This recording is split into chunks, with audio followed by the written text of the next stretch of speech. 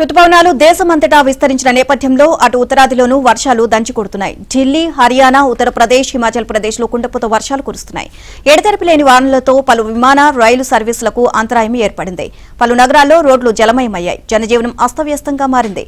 భారీ వర్షాల దాటికి పలు జలపాతాలకు వరద నీరు పోటెత్తుతోంది.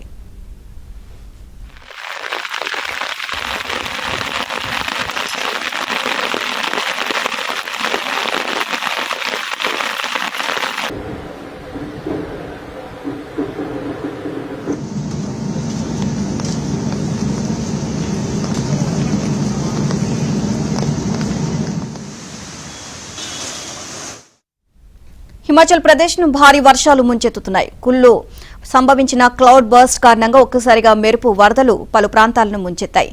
సైన్స్, గడ్సా, సోలాంగ్ నాలాలో కుండపోత వర్షాలు నమోదయ్యాయి. ఆకస్మిక వరదల కారణంగా నదులు, వాగులు ఉప్పొంగి ప్రవహించాయి. వరదల కారణంగా ఇప్పటి వరకు 17 మంది మృతి చెందగా పలువురు గల్లంతయ్యారు. సహాయక బృందాలు రంగంలోకి దిగాయి.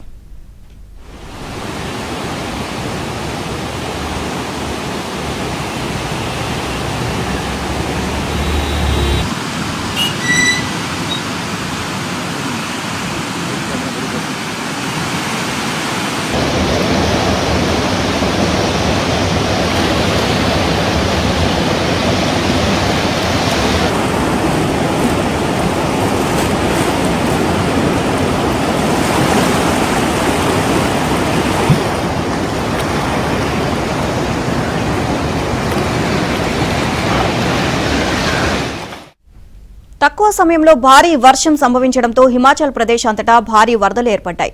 రోడ్లు, రహదారులు కొట్టుకుపోయాయి. ఇళ్లు, భవనాలు ధ్వంసమయ్యాయి. వాహనాలు బురదలో కూరుకుపోయి పూర్తిగా దెబ్బతిన్నాయి.